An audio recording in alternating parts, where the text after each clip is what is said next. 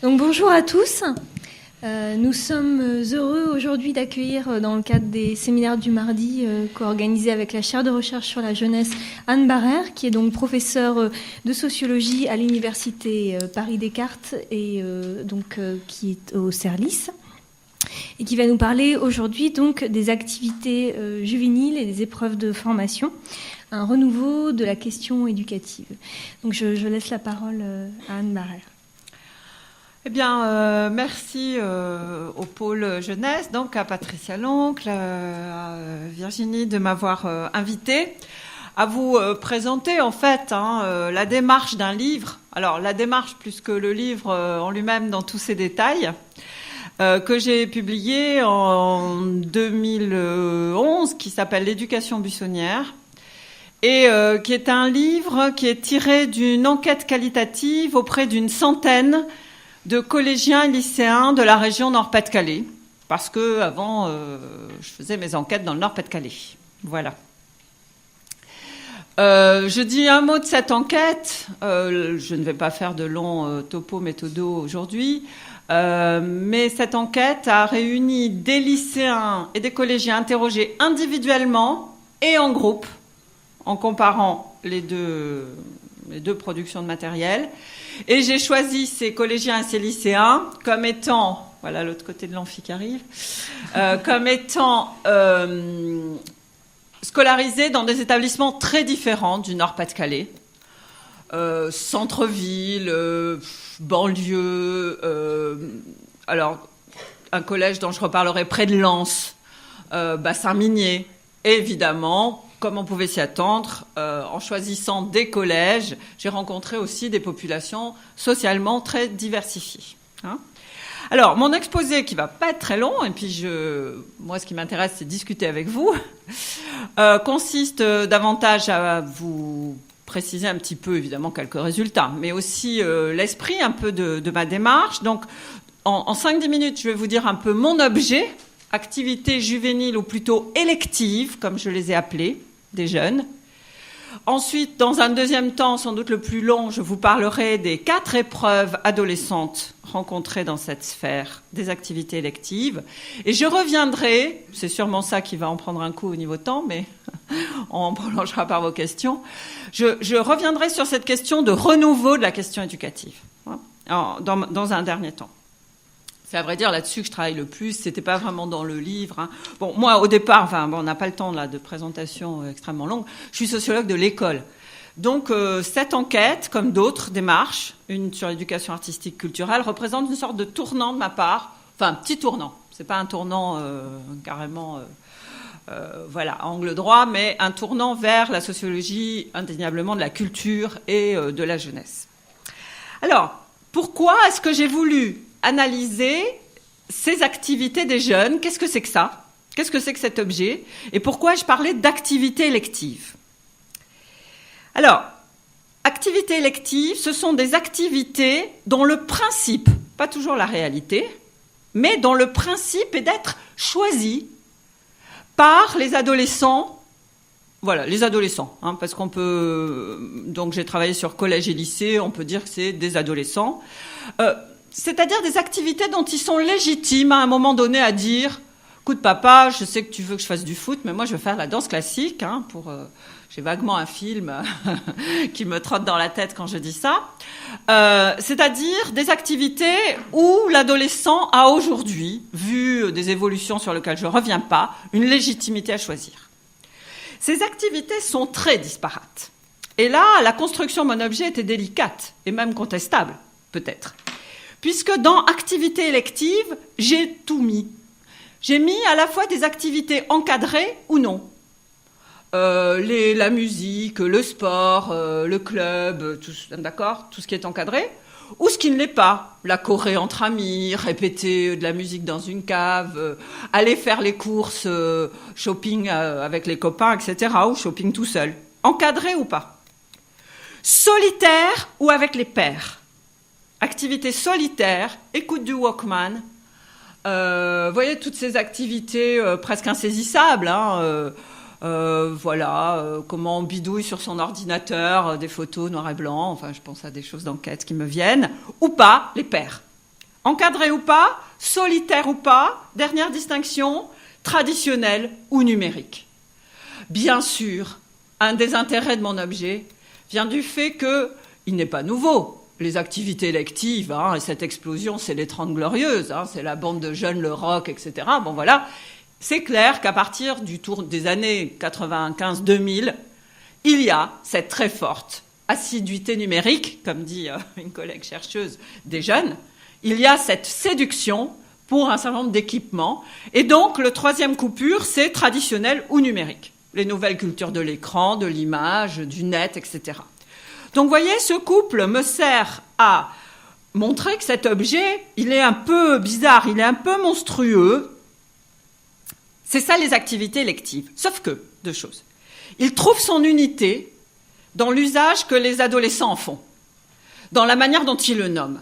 Tout ça, ils font pas tout à la fois, certains sont plus sordides, d'autres musique, bon bref. Tout ça, c'est une sphère d'activité à part entière qui est unifiée par l'importance qu'elle a dans la vie des adolescents. Je fais de la sociologie très inductive. Quand on demande aux ados, tout ça, c'est quoi pour toi ? C'est ma vie. C'est important.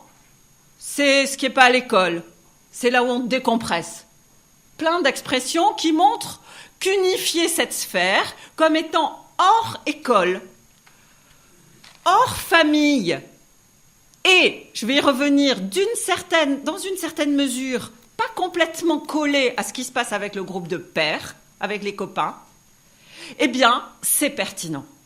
Alors, je me sentais peut-être un peu seule, pas complètement, à dire au fond aujourd'hui, pour aller vite, il y a une quatrième sphère de socialisation, diront les uns, un quatrième métier, diront les autres. Moi, je dis domaine, je ne sais pas très bien comment je dis, enfin, vous verrez. Il y a une quatrième sphère adolescente. Et là, je le dis après avoir lu, vous savez, c'est le hasard des recherches, il y a un travail de socio-quantitatif qui est paru pile pendant que je finissais le mien, c'est celui de Sylvie Octobre et d'une équipe, qui s'appelle L'enfant et les loisirs, l'enfant et ses loisirs, ou grandir dans... Mince, ça y est, ne trou, mais je le cite tout le temps, je crois que c'est grandir dans les loisirs, enfin quelque chose comme ça. Et Sylvie Octobre, à partir d'enquêtes quantitatives, va dire il y a 4 métiers aujourd'hui. Il y a le métier d'élève, le métier d'enfant d'eux, le métier de copain, d'amis, 3 sphères très repérées, et il y a un métier, dit-elle, de consommateur culturel.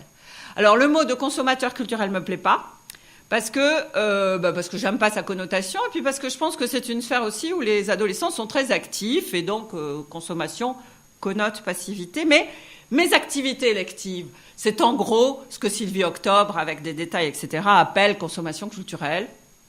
Les activités électives sont une sphère à part entière, aujourd'hui, d'expérience adolescente. Alors, ça m'intéressait d'autant plus pour passer à un plan plus scientifique que j'observe, comme sociologue de l'école, une certaine dualisation des regards sur les jeunes. En gros, quand ce sont les sociologues de l'école qui portent un regard sur les jeunes, oulala, qu'il y en a des problèmes. Ils sont démotivés, ils sont décrocheurs de temps en temps, ils s'ennuient, voilà. Puis quand on bascule du côté de la sociologie de la jeunesse ou de la culture, ils préparent l'avenir, ils foncent. Alors, c'est un peu curieux quand même. Enfin, je veux dire, je caricature bien sûr. C'est curieux cette dualisation suivant les sphères scientifiques. Je la retrouve par exemple lorsque je lis séparément Souffrance adolescente, enfin non, justement je les lis ensemble pour les comparer, de David Le Breton, et le livre de mon collègue qui est aussi mon patron de labo, donc n'ébruitez pas mais tout le mal que je dis de lui, je ne dis aucun mal, mais lorsque je lis Les adolescents de François de Singly, j'ai l'impression que c'est pas les mêmes ados. Alors, c'est certes pas les mêmes ados, parce que David Le Breton explique lui-même qu'il prend des cas de gens qui vont mal, qui se scarifient, etc., d'accord ? Et la population, enfin, ça s'explique par l'enquête. Mais quand même, comprenez-vous, il y a une dualisation. Cette dualisation, d'après moi, peut aussi, et j'en terminerai avec ça, s'expliquer sur le fait qu'un certain nombre d'adultes, c'est évident, mais aussi de chercheurs, parce que les thèmes y prêtent, travaille avec ce qu'on appelle les paniques morales adultes. Les paniques morales adultes, ce sont ces inquiétudes qui ne datent pas d'hier sur ce que font les adolescents quand les adultes ne les contrôlent pas. Alors là, il y a beaucoup de travaux socio-historiques que j'ai lus qui vous montrent qu'on avait très peur de la littérature romantique dans les internats du XXe siècle. Ouh là là, les poètes romantiques, c'était terrible, il fallait interdire tout ça parce que c'était dangereux pour la jeunesse. Ensuite, le théâtre populaire, ou je ne sais pas, oui, le théâtre de boulevard, et puis ensuite, vous le savez, la télé. Et puis maintenant, la télé, tout le monde s'en fiche. D'ailleurs, les adolescents la regardent moins, etc. Bien sûr, c'est Internet, et surtout dans Internet, une panique particulière sur les jeux vidéo. Et donc, une certaine partie des enjeux sociaux autour de ces objets activités lectives sont pleines des paniques adultes que les chercheurs confirment ou ne confirment pas, ou nuancent, enfin voilà. Mon propos a été de ne pas du tout m'occuper des adultes dans cette sphère et de ne regarder que les adolescents, ce qu'ils en disaient. Alors évidemment, je suis maman, je suis prof, je suis tout ça, donc les paniques morales, je les ai suffisamment en moi pour les comprendre. Et après, en tant que sociologue, regardons ce que disent les jeunes. D'ailleurs, l'été où j'ai fini le livre, il y avait un magnifique sondage dans l'IB, enfin c'était des consultants, donc il faut voir comment la méthode, mais enfin, qui disait que 80% des adolescents se disaient heureux et que 80% des parents, des adultes, disaient qu'ils étaient en crise. Alors évidemment, ça rejoint les propos de certains, comment il s'appelle, Michel Fize, qui dit que d'après lui, c'est surtout les adultes qui sont en crise. Mais c'est vrai que sans aller dans cette provocation, il y a un bizarre jeu de miroir. Et il y a parfois des bizarres différences de regard où ces paniques morales sont sans doute des passagers clandestins. Alors, sans panique morale, qu'est-ce que ça donne d'aller regarder ensemble ce que vivent les adolescents dans toutes ces activités confondues. Alors, vous comprenez bien que scientifiquement, il y avait aussi un petit peu un coup de poker, mais que je fais habituellement, c'est-à-dire que c'est un objet très global. Aujourd'hui, il y a des spécialistes des jeux vidéo, il y a des spécialistes de la musique, il y a des spécialistes de tas de choses que je lis avec la plus grande attention, je suis sérieuse. Mais il y a des spécialistes des usages informatiques, numériques.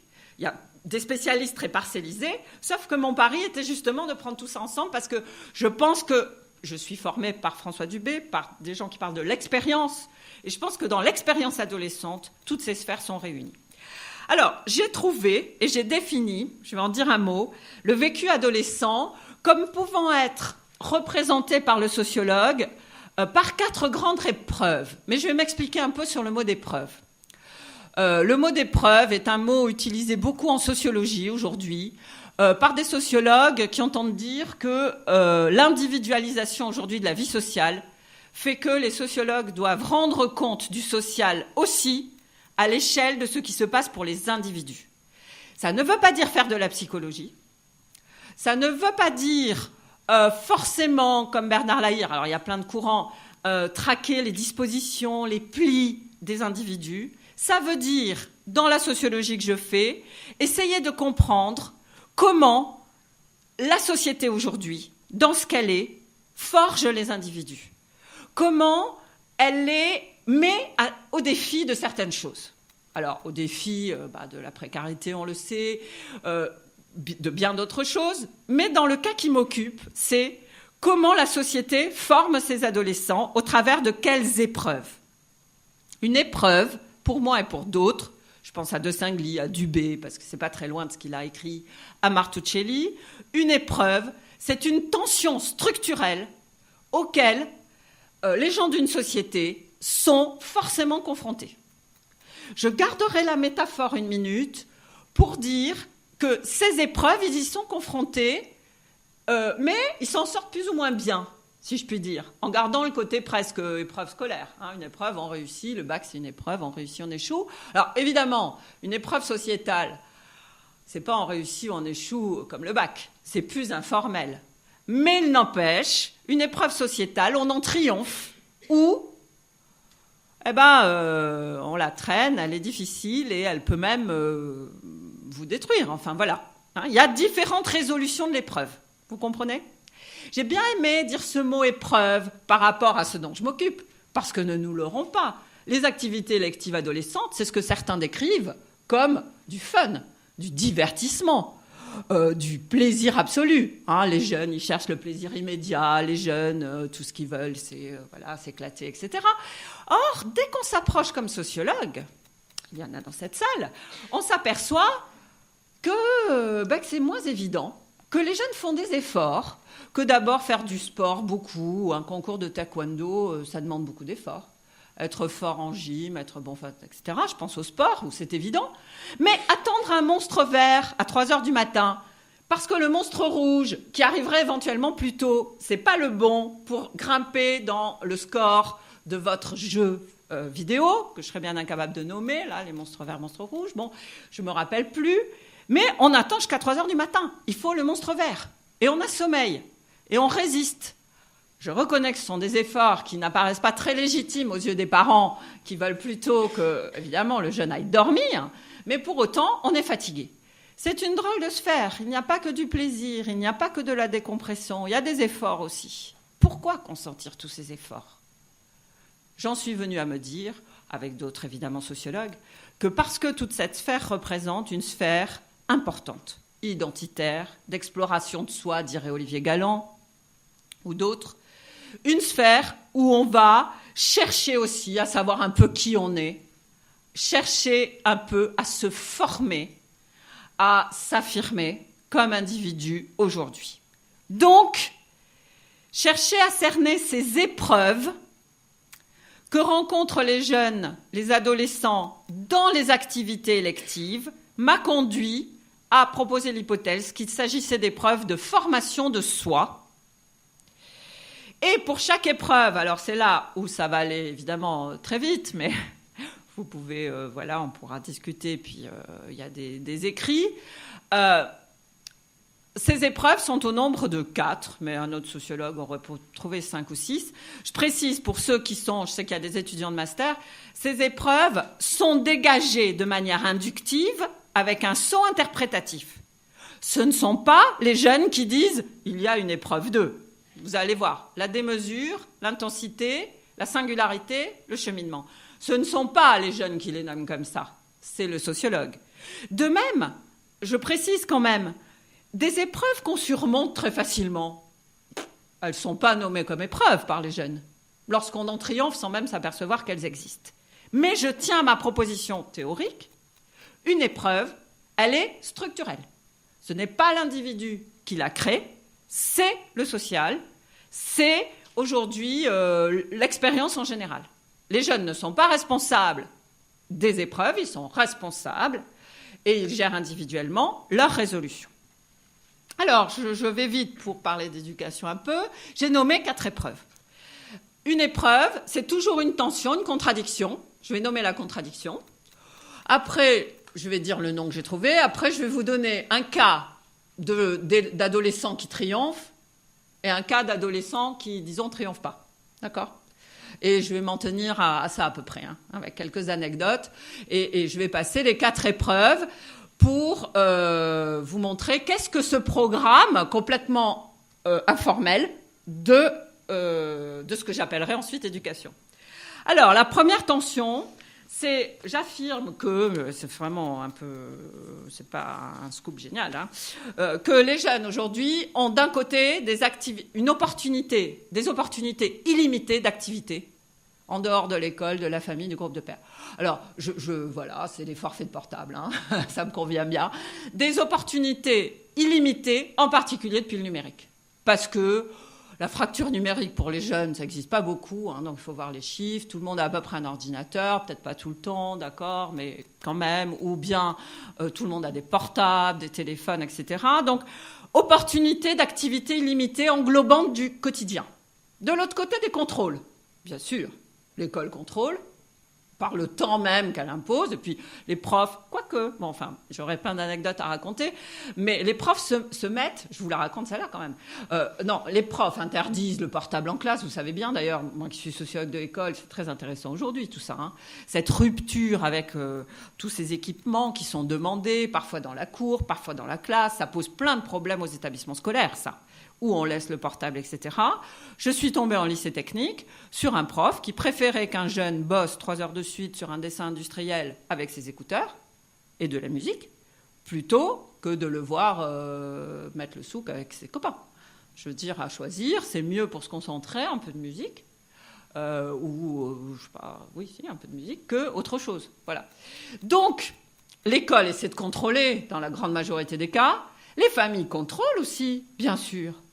Sauf que ce sont des contrôles à géométrie variable. Pourquoi ? Eh bien, parce que si vous m'avez suivi, dans cette immense sphère d'activités électives, tout n'est pas à jeter, pour les écoles ni même pour les familles. Faire de la musique au conservatoire, c'est plutôt bien. Faire du sport, c'est plutôt bien. Faire du dessin, disons que les institutions ont une certaine tendance à préférer les activités encadrées. Mais même, quand même, je ne sais pas, s'amuser à faire des chorégraphies dans sa chambre ou à chanter, c'est pas forcément mal. Donc, les contrôles à géométrie variable dépendent de la nature de l'activité, dépendent également de la position des familles par rapport à ces activités. Comme disent les jeunes, moi je veux bien que papa m'interdise l'ordinateur, sauf qu'il est tout le temps dessus. Alors ceci dit, entre nous, c'est beaucoup plus efficace d'être sur l'ordinateur, si vous avez le problème, que de bassiner vos enfants avec « vous risquez de... c'est très mauvais l'ordinateur, tu vas avoir de l'épilepsie, tu vas avoir... » Les jeunes connaissent par cœur les normes. Et ça, je crois qu'en sociologie de la jeunesse, il y a d'autres équipes qui le montrent. Les jeunes connaissent la norme. Ils savent le nombre de calories dans un Big Mac, ils savent tous les risques, etc. Donc, aujourd'hui, les contrôles normatifs d'avant intériorisaient la règle à la Durkheim. Il faut être conscient du problème, etc. Bon, oui, d'accord, mais ils sont conscients. Et ils font quand même. Ils transgressent quand même. Donc, ces contrôles sont compliqués. Ça dépend de là où en sont les familles. Comment interdire à sa fille d'aller chez le coiffeur, faire des choses horribles quand on a les cheveux rouges ? Mais ça, c'est ce que j'ai eu dans l'enquête. Une maman coiffeuse qui a les cheveux rouges. Bon, elle peut interdire des choses, mais quand même pas les couleurs. Enfin, peut-être bleu ou rouge, mais il faut argumenter que bleu, c'est moins bien que rouge. Et voilà, c'est ce que... On est dans des contrôles, les familles ne démissionnent pas, mais elles ont des arguments différents pour contrôler, elles sont dans des postures différentes. Et parfois, pour tout ce qui est sur l'ordinateur, elles sont démunies. Les familles populaires d'adolescents presque accros à l'ordinateur, que font-elles ? Elles coupent l'électricité. Mais couper l'électricité, le frigo est coupé aussi. Et donc, ça n'est pas une famille qui démissionne, ça. C'est une famille qui fait ce qu'elle peut. Sauf qu'évidemment, le jeune en fait des gorges chaudes. Et puis, évidemment, ça ne peut pas marcher beaucoup de jours, parce que sinon, c'est compliqué. Vous comprenez ? Donc, activité illimitée. Contrôle à géométrie variable, l'épreuve, c'est une suractivité potentielle que j'ai appelée l'épreuve de la démesure. Quelqu'un qui s'en sort, je vais vite, gère. Et les adolescents le disent. Ils disent beaucoup « on gère ». Alors, je pense qu'ils disent « on gère » pour beaucoup de choses, mais le sociologue aime resémantiser des mots. Pour moi, analytiquement, gérer, ça a voulu dire gérer la multiplicité d'activités. On gère. On choisit, voilà. On gère. Hein. Donc, c'est gérer un surplus d'activité pour ne pas se sentir débordé. Bien sûr, des adolescents échouent ou des adolescents sont submergés, soit par l'ensemble, soit par une activité. Par exemple, évidemment, les jeux vidéo, le numérique. Ils sont tout le temps dedans, ils sont accros Tokyo Hotel, accro un chanteur, accro un jeu vidéo. Ils parlent de démesure passagère, par période. C'est ça leur vocabulaire, c'est le contraire du vocabulaire de l'addictologie, qui est trop souvent employé, je crois, et d'ailleurs même quelqu'un comme Tisseron et Davy qu'il faut arrêter de revenir sur l'idée d'addiction qui est trop facilement employée. Ils parlent de consommation excessive, et ces jeunes parlent véritablement en termes par période, et puis on coupe. Par période, on arrive à couper. On croyait qu'on était accro de Tokyo Hotel, mais finalement, c'est nul. On croyait qu'on ne pouvait pas se passer de son ordinateur, mais on est chez mémé qui n'a pas d'ordinateur, et on coupe. Donc, c'est plutôt ça, les expériences. Sauf qu'effectivement, une petite minorité... Vous voyez, mon épreuve, elle permet de penser ceux qui gèrent et ceux qui, effectivement, sur un temps plus ou moins long, sont complètement submergés par une activité. Et là, les grands jeux vidéo multimondes, etc., qui sont des mondes virtuels, effectivement, peuvent être, pendant un temps, très, très englobants de la vie de certains adolescents. Deuxième épreuve, Je vais aller plus vite sur les deux autres. Et chaque fois, ma figure, noire et blanche, enfin, et rose. La deuxième tension, c'est le fait que les adolescents, aujourd'hui, en partie à cause de l'école, ils n'ont pas une vie tout le temps exaltante. Comme le disait une jeune, c'est ordi, boulot, dodo. Alors, c'est bien parce qu'ordi remplace métro, le métro, boulot, dodo des années 70. Ordi, boulot, dodo, bon, il y a l'école, les temps de transport, on rentre, on bosse, voilà, on dort, on mange, on se relève, tout ça. Bon. Donc, une vie ennuyeuse, routinisée, en particulier par l'école et par les temps sociaux. Et de l'autre côté, la société pousse à une vie passionnante. Injonction à vivre fort. Une récente publicité pour une marque de chaussures, je crois, vous donne le choix pour vivre fort entre être un concertiste international, un astronaute et, je sais pas, moi je me rappelle plus, un coureur d'automobile. Voilà. La figure du champion, la figure de celui qui vit fort, de celui qui aime fort, de celui qui s'investit fort. Donc, des injonctions sociales post-romantiques, c'est du romantisme pris dans le social, d'implication dans le monde du travail aussi, on a ça. Il faut s'impliquer fort. Et puis de l'autre côté, une vie ennuyeuse. C'est la deuxième épreuve, la recherche de l'intensité. L'activité suffisamment intense, nouveau Graal adolescent. Face à cette recherche, les adolescents sont inégaux. Certains ont une source d'activité depuis le plus jeune âge. Ils sont passionnés. De foot, de quelque chose, de musique, etc. Pas de problème. Ils ont des sources stables d'activité. Ils se passionnent, ils l'entretiennent. Mes collégiens de Lens étaient tous passionnés de foot, avec une circulation permise aujourd'hui entre les matchs réels à Lens, la télé, les looks, les maillots, les jeux vidéo, évidemment, de foot, le foot informel entre copains dans la cité. Vous voyez ? Toute une constellation aujourd'hui qui permet de tourner autour d'une passion, de l'entretenir par différents supports. D'autres flottent, zappent, comme diraient les adultes, cherchent cette activité. Ils font 3 mois de judo, ça leur plaît pas, 2 mois d'escrime, voilà, plongée sous-marine. Alors j'ai assisté en direct dans un de mes groupes à une flambée plongée sous-marine. Tout le monde a eu envie, là, parce que j'ai fait un groupe sur 1 mois et demi, de faire tout d'un coup de la plongée sous-marine. Alors, je crois que Decathlon avait plus ou moins proposé un truc gratuit. Alors, il y a eu une espèce de petit frémissement de plongée sous-marine, vous voyez ? Mais cette quête de l'intensité, certains échouent et se disent moyennement passionnés. Voilà, ils ne savent pas, ils cherchent cette activité. Rassurons les enseignants ou les éducateurs qui seraient dans la salle. L'école peut être source d'intensité. Force est de constater qu'elle ne l'est pas toujours, qu'elle ne l'est pas tout le temps, et qu'elle est souvent décrite comme une activité de basse intensité. Et parfois même, le basket à l'école est moins intense que le basket en dehors de l'école.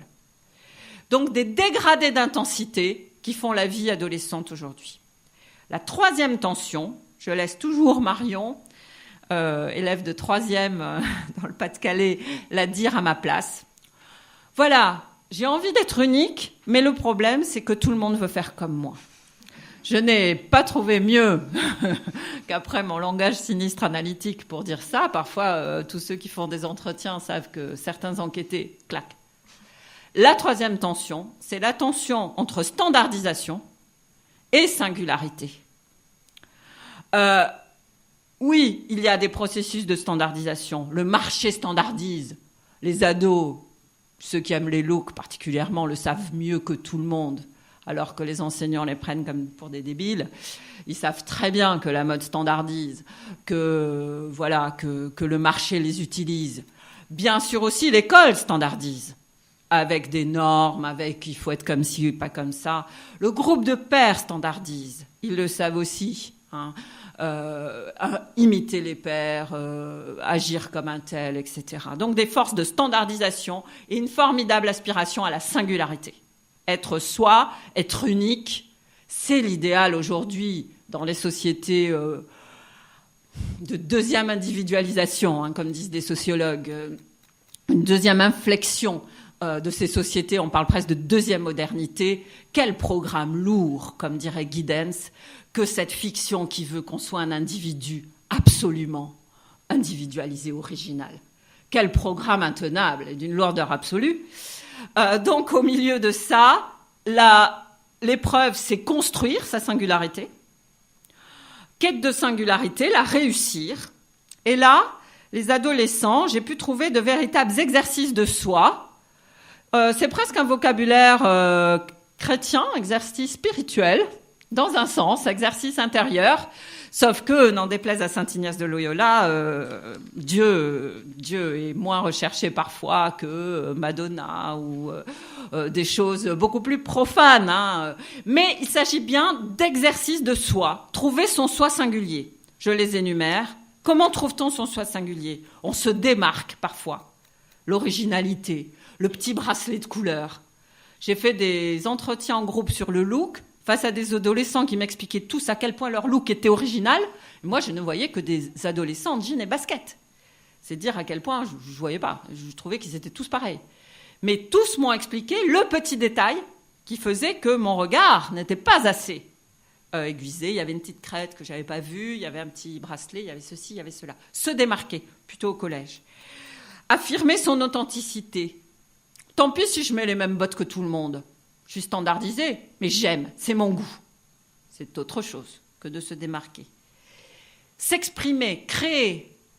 Olivier Donat, dans les pratiques culturelles des Français, montre que les adolescents sont très créatifs sur Internet. C'est même ce qui fait la caractéristique de leurs usages d'Internet, plutôt après, dans l'adolescence tardive. Créer, faire des chansons, des petits films, etc.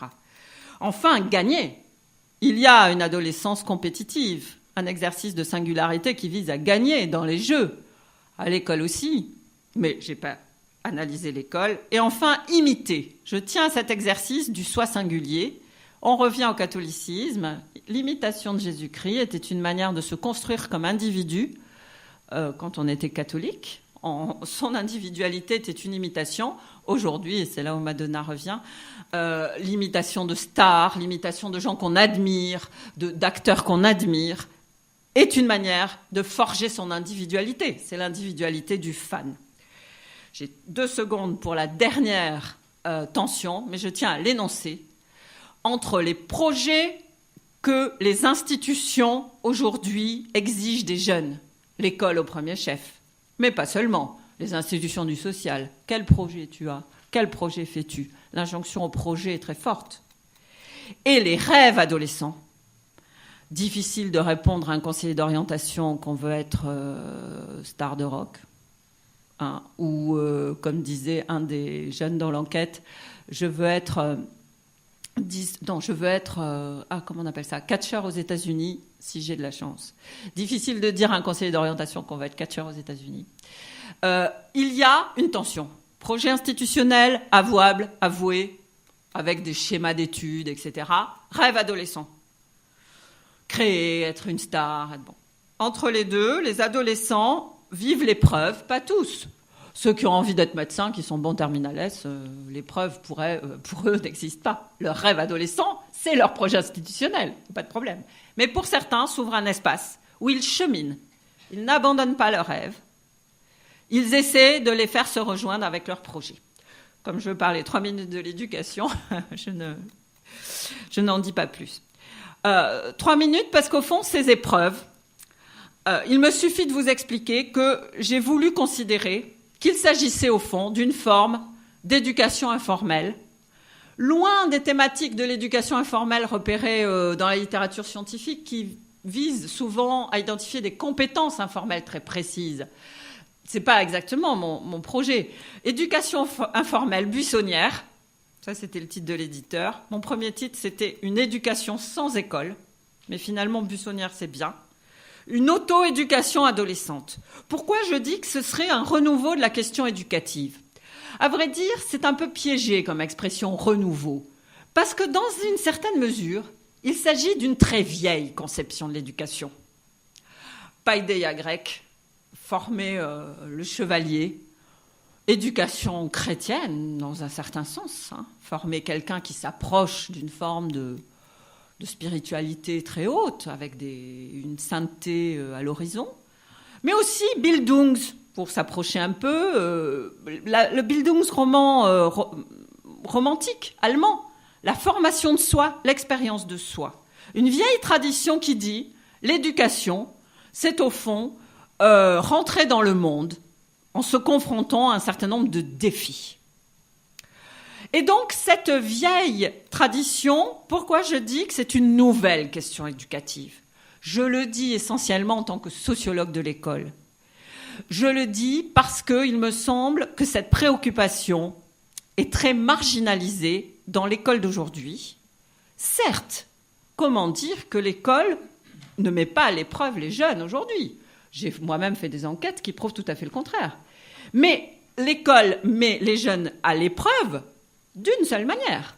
L'épreuve de la performance, l'épreuve de l'échec scolaire, qui est une épreuve majeure avec des conséquences sociales. Je ne reviens pas là-dessus.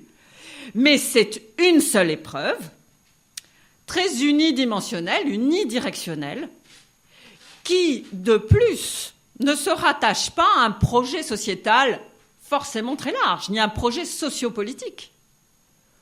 L'individu performant, comme vous le savez, est sans doute une nécessité pour s'insérer sur le marché du travail, ou l'individu suffisamment performant. Mais aujourd'hui, il n'y a pas beaucoup de modèles partagés par la société pour canaliser cette forme d'individu. L'individu surperformant, c'est aussi l'individu néolibéral, l'individu concurrentiel. On ne peut pas dire qu'il y ait beaucoup d'éducateurs, ni de profs, ni de politiques publiques. Que ça se fasse, que le marché pénètre l'école, je suis bien d'accord, mais ce n'est pas un projet très légitime. Le requin qui mange tout le monde avec sa surperformance, ce n'est pas un modèle très idéal du sujet. Personne ne l'assume en tant que tel. Et donc, dans une école qui a perdu de vue un modèle un peu large, susceptible de donner un sens général à ces défis, le défi de l'école se réduit à celui de la performance scolaire, se réduit aussi parfois à celui de la socialisation, mais dans un sens beaucoup plus réduit, dans le sens du respect, de la civilité.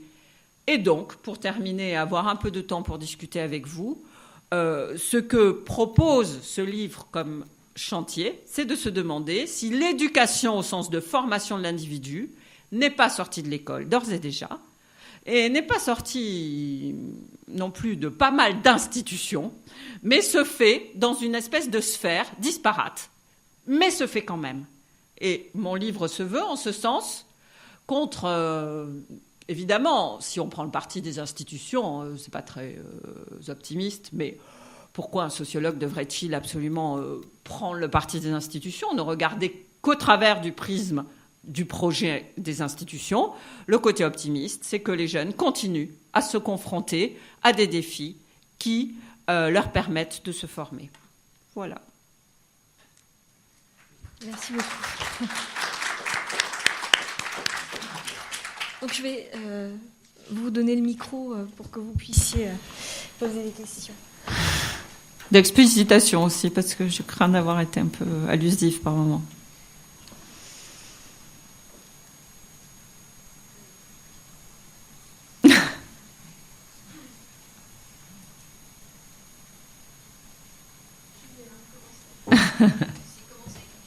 Ouais.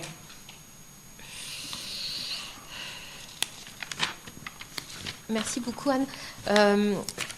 Quand je t'écoutais exprimer toute la diversité des situations, des pratiques des jeunes, etc., je me demandais comment tu te situais par rapport aux analyses de Dominique Pasquier sur justement la tyrannie de la majorité, par rapport notamment aux exemples que tu donnais sur les tentatives d'originalité vestimentaire ou les tentatives d'originalité musicale, etc. Est-ce que dans ton enquête, tu as observé ça aussi, une tendance du groupe de pairs à l'uniformisation, et comment est-ce que les adolescents que tu as interrogés se situaient par rapport à ça? Qu'est-ce qu'ils en disaient et comment est-ce qu'ils arrivaient ou pas à se démarquer? Ça, c'était une première chose. Et une deuxième question que j'avais en t'écoutant à la fin là, sur ta conclusion, qui est vraiment très intéressante, c'est quand tu dis que finalement les jeunes s'accomplissent dans une sphère disparate, est-ce que ça croise des formes d'inégalité sociale ou pas? Est-ce que les perdants sont toujours les mêmes ou pas? Est-ce que c'est les mêmes perdants que les perdants de l'éducation formelle? Merci beaucoup. Est-ce qu'il y a d'autres questions? Ah, voilà. J'avais le sentiment que la quatrième sphère, comme tu l'appelles, chevauchait un peu la troisième sphère, celle des pairs, PAIRS. Et du coup, comment tu articules ça? Parce que quand même une grande part de ces activités ne sont pas des activités solitaires et n'ont pas de sens comme ça pour le seul ado.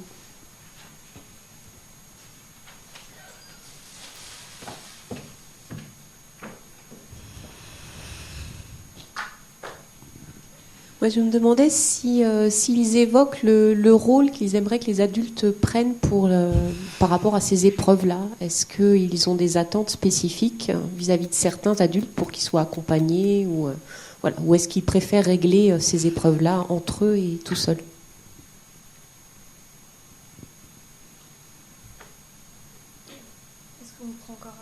Je sais pas, non, peut-être je peux répondre. C'est des larges questions, avec des questions de mes collègues pile poil dans les interstices du raisonnement. Et une question, je sais pas si vous êtes chercheuse ou non, voilà, qui me met en difficulté. C'est toujours comme ça. Non, mais c'est génial. En fait, alors, j'ai bien discuté les thèses de Dominique Pasquier. Difficile de réfuter qu'il y ait une influence très forte des pairs. Je trouve que l'expression tyrannie de la majorité, qui vient d'Hannah Arendt, c'est pas Pasquier, c'est Hannah Arendt, voilà, qui est quand même très fortement méfiante et quand même péjorative par rapport à cette influence des pairs, parce que je pense qu'aujourd'hui les adultes vivent dans cette concurrence formidable de la socialisation qu'ils proposent et de cette instance de socialisation, tout simplement. Bon, j'ai des réserves parce que je pense que tyrannie de la majorité ou même conformisme donne une idée trop monolithique et trop sereine de ce qui se passe. L'idée, c'est confortable, on suit les autres. Il y aurait l'idée d'une espèce d'être moutonnier passivement. Les jeunes vivent pas ça.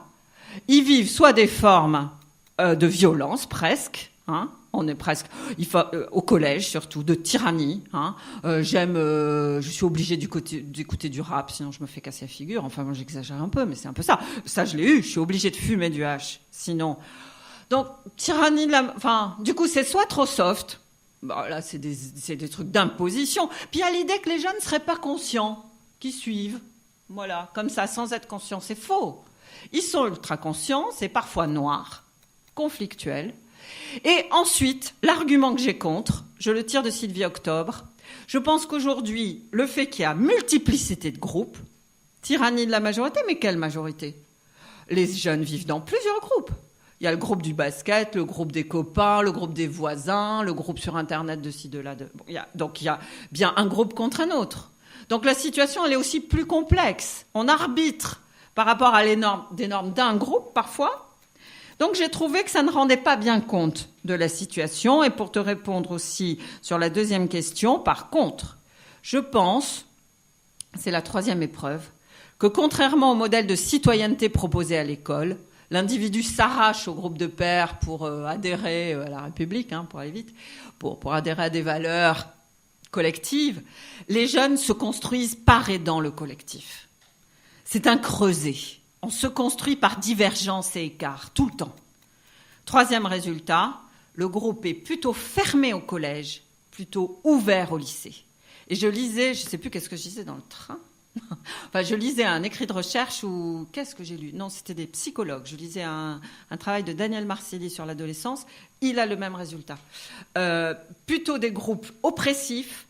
Et on apprend à tolérer, on apprend à dire, on n'a pas le même look, mais on est quand même potes, etc. Le groupe ouvert, être ouvert, open. C'est une valeur adolescente aussi aujourd'hui, être open, qui, en fait, reflète une certaine formation dans et par le groupe. Alors, pour la question d'Isabelle, c'est une question, non, elle me met en difficulté aussi, mais je sais pourquoi, parce que je pense que, oui, il y a des inégalités éducatives qui ne coïncident pas avec les inégalités scolaires. Le fait que les jeunes près de Lens soient obligés de faire le deuil, d'être Zidane, c'est une vieille référence, ou d'être Messi, j'actualise, à 13 ans ou 14 ans, alors que les jeunes fans de cinéma des beaux quartiers pour être caricatural, peuvent rater la FEMIS, rater l'école de Bruxelles, mais finir par trouver une petite école à Paris qui fait payer un peu, mais où on va quand même faire de la réalisation. Ce sont des inégalités, dans une autre sphère que l'école, qui sont des inégalités éducatives profondes. C'est-à-dire que l'un, quand même, voit se fermer ses rêves adolescents de manière brutale dès que le type du Racing Club de Lens est passé. Et je peux vous dire que c'est pas un tendre, lui, hein. Et que même certains jeunes espèrent qu'il va repasser. Et ça, j'ai trouvé ça terrible, alors qu'ils ont 14 ans et que c'est archi cuit. Tandis que de l'autre côté, on peut continuer à cheminer. Oui, je pense que ça fait des caractères différents, mais c'est vrai que...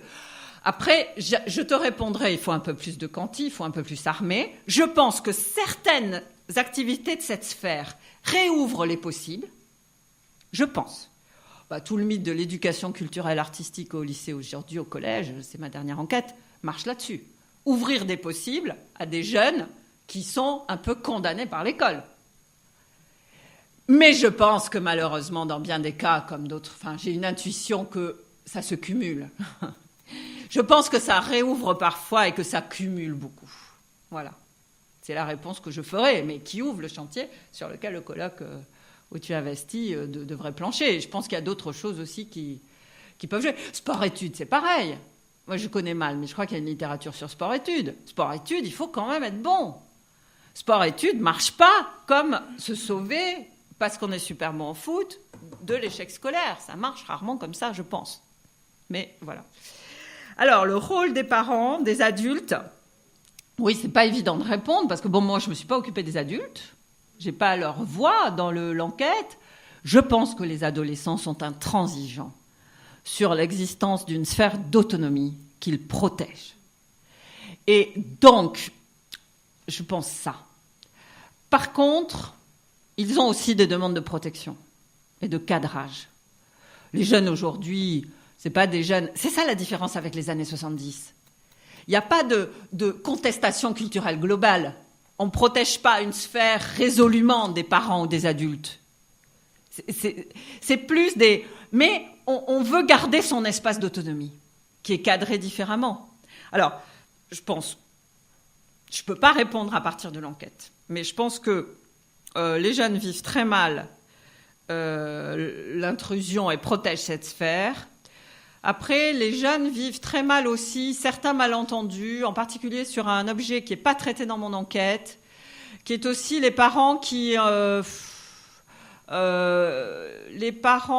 sous couvert de les laisser être autonomes, ne voient pas bien où ils en sont. Je pense par rapport à la sexualité. J'ai eu pas mal de témoignages de jeunes qui se disent très gênés de l'intérêt que portent leurs parents à leur soi-disant aventure sexuelle dans les fêtes, où en fait il se passe strictement rien de sexuel.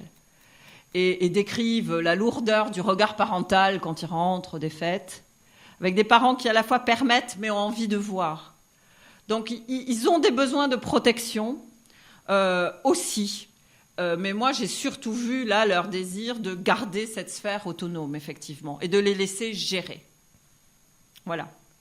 Et puis, les adolescents trouvent que les adultes se trompent. Alors, surtout les adultes de l'école. Par exemple, j'avais un jeune qui était révolté parce que la CPE en avait tout le temps après sa consommation de jeux vidéo, alors que lui soutenait que depuis qu'il était sur Final Fantasy, ses notes avaient monté. Et il me disait, le problème aussi, c'est au nom de quoi les adultes bloquent. Voilà. Par exemple, ça, je n'ai pas eu le temps de le dire. Le problème de l'école et des parents, c'est que le seul signal, c'est souvent la note. Ben, il y a plein de jeunes qui réussissent à cumuler tout, à avoir 16 de moyenne. Hein. C'était le groupe que j'avais hallucinant dans le centre-de-ville de Lens. Ces jeunes faisaient des tas de trucs et ils avaient 15 de moyenne tous. Voilà. Et comment aujourd'hui, voilà, le rappel de la norme, aujourd'hui, quelque part, peut être insuffisant. Parce que les adolescents eux-mêmes connaissent bien la norme. Mais je n'ai pas bien répondu, parce que l'enquête ne porte pas là-dessus.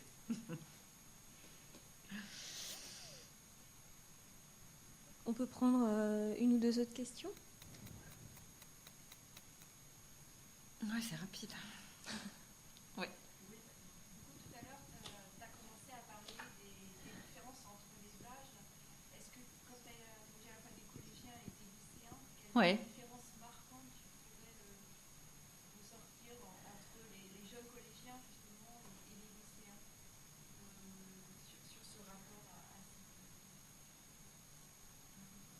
Oui, il y en a. Je ne les ai pas exploitées systématiquement comme telles. Hein. Mon enquête, c'est beaucoup nommer ces sphères, essayer d'en convaincre, etc.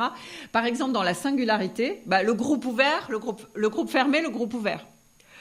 Je pense que la singularité par démarcation, par exemple, vouloir à tout prix être original, c'est quelque chose que revendiquent beaucoup plus les collégiens.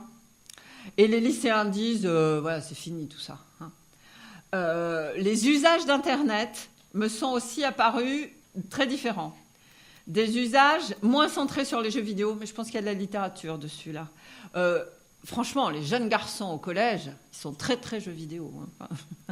Enfin, ceux que j'ai interrogés étaient fortement... Après, il y a des usages plus différenciés du net. Hein, c'est-à-dire, on va se tester, ouvrir, etc. Donc, je pense pouvoir dire ça. Par contre, à ma grande surprise, moi, je m'attendais à ce que cette sphère diminue quand même au lycée. Ah, j'ai oublié de répondre à Isabelle, puis je vais te répondre aussi. Diminue au lycée à cause du bac et à cause des impératifs scolaires. Pas du tout. Parce que c'est une sphère que les jeunes décrivent en équilibre potentiel. Là, ils sont très grecs, hein, l'équilibre.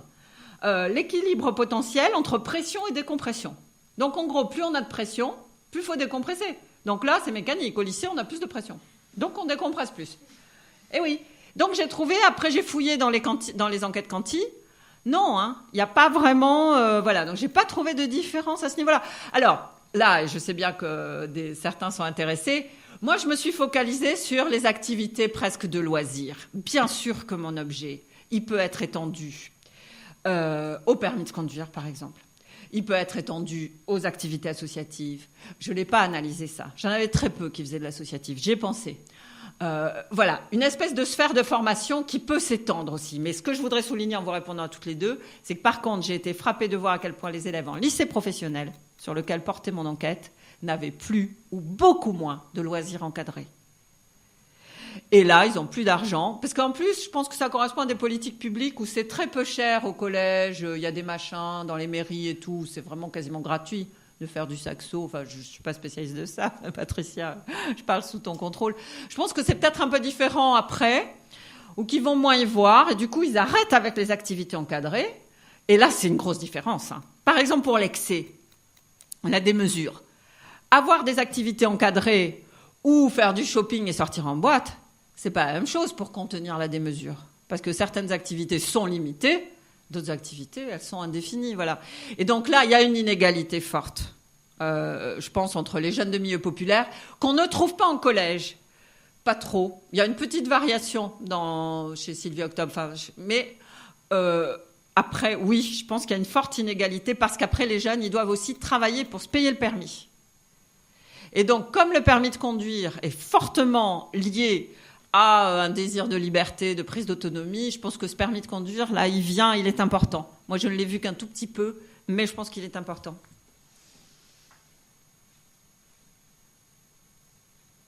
Est-ce qu'il reste une toute dernière question, petite ? Est-ce que vous pensez que la réussite ou l'échec à ces épreuves influence beaucoup sur la construction de l'adulte en devenir